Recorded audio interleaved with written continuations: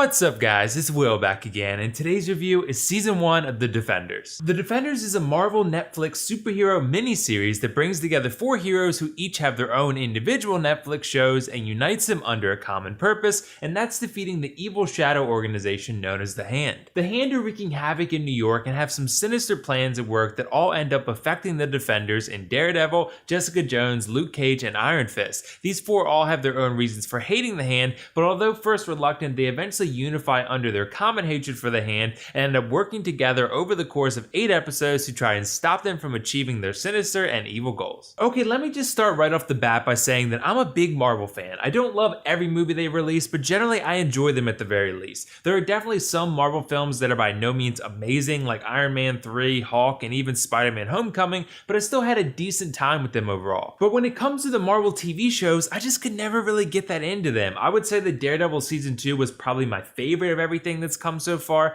and that's mostly due to just how great Jon Bernthal was as the Punisher. Daredevil himself doesn't do all that much for me. It's really hard to pinpoint one specific thing that I've never loved about these Marvel TV shows, but I think a big problem is that a lot of the Marvel movies, and even solo ones like Iron Man and Captain America Winter Soldier, Thor, and especially the group ones like Avengers, have raised the bar and almost unknowingly set the standard for Marvel content. So then you go and watch a show like The Defenders, and the experience is just so much lesser in every single possible way imaginable that it's really hard for me to personally find that much value in it. I think of it like this: if I'm a big baseball fan and I like the Boston Red Sox, the Red Sox are in the MLB and that's baseball played at the highest level. Why would I go out and watch the Portland Sea Dogs minor league team when I can go and watch the Red Sox, who are better, playing at a higher level, and are more entertaining? I get that you can totally separate the experiences because you know going in what to expect and that you're basically in for a lesser experience because The Defenders is a miniseries Netflix TV show. It doesn't have the budget of a large Marvel movie, and it's just not going to be as good. I knew that going in, but the problem is that even when I came in with diminished expectations, I still found myself fairly underwhelmed fairly often with these 8 episodes. It's not to say it's an absolutely terrible show, because it's definitely like not the worst show ever or anything. It's just so average and there's nothing all that special about it. There's not one single scene in this entire first season that really was that memorable for me, because in Marvel movies there's at least one scene, usually more, that you can point to at the end of the film that really stuck with you. Whether it was a character development scene or an action scene, there's usually a couple scenes in each movie that you'll go back and watch on Blu-ray or go search for on YouTube because they were so awesome. But The Defenders doesn't have a single moment in the entire first season like that. There's not one single scene in this first season that I really was like, wow, that blew me away with how great it was. Marvel really excels in TV. No, there's nothing like that. And you'd also think that watching these characters grow in their own individual shows would translate to something more meaningful and impactful when they actually team up in The Defenders, but no, not really. The problem is firstly that these actors have very little chemistry with one another, and secondly that the characters themselves are very predictable and one note. Let's start with the chemistry part, but let me first say that I don't think any of these 4 are bad actors. I think they're all decent actors that do a serviceable job with these characters, but when you put the 4 of them together, there's just no spark. When the Avengers team up, you feel that tension in a much more impactful way,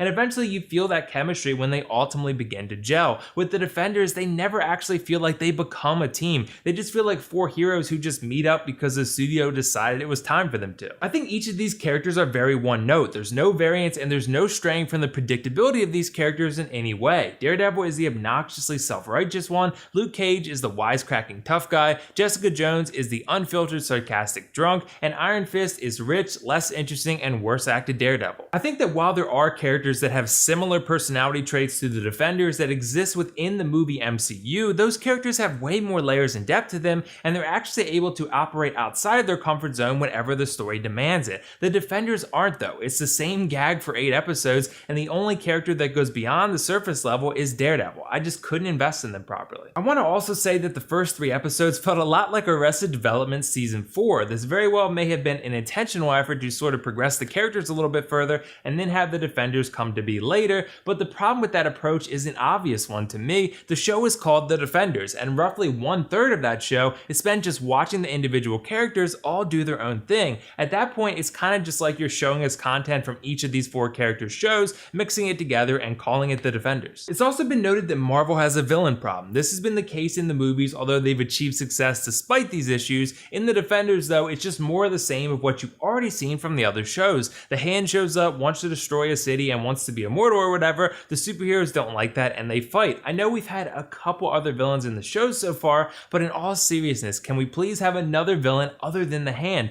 I mean, dear God, they've been used in excessive amount. Like, I'm tired of seeing the Hand. I want to see other villains be put to use in this Marvel TV universe. It seems like almost every villain has some sort of connection to the Hand in almost every show. It's not surprising the Hand was the villain of choice for this show, but I just want to see something different because after a while, the Hand being behind the scene of every evil scheme just gets repetitive. They did add Sigourney Weaver this time around, and I think that helps alleviate some of the symptoms, but her character isn't really all that great either. She's well acted, she delivers her lines with purpose and meaning, but the lines themselves and the character herself is just boring. And while we're discussing boring, there are two other huge problems with the Defenders TV show. The first being that it is extremely light on action. I believe the budget was around 40 million or so, but by God, they really skimped out on the action. You wouldn't even know this was a superhero show at some points. It's just above average, attractive people arguing with each other and being edgy. The action leaves so much to be desired. The fight scenes aren't even good either. I mean, at least in Daredevil season 1 and 2, you had some decently cool fight scenes, but the choreography in Defenders is just so underwhelming. You feel like you're watching actors and stunt crews fight each other and not superheroes fighting each other and ninjas. The immersion is just not there because the production looks so amateur based on current cinema standards. I mean, the cinematography and even the CGI look very mediocre, and I hate using that word because it just sounds offensive, but this show really is so average and mediocre looking at best. The camera work and overall production isn't great, the CGI looks pretty rough, the fight choreography kinda sucks, and as a visual experience, there's just not much here. This show ultimately feels very contrived. Marvel needed a TV Avengers, so they forcefully threw 4 heroes together and hoped it would work. Well, it may work for some, but for me, this should not be an acceptable level of work from a studio that's produced some amazing content.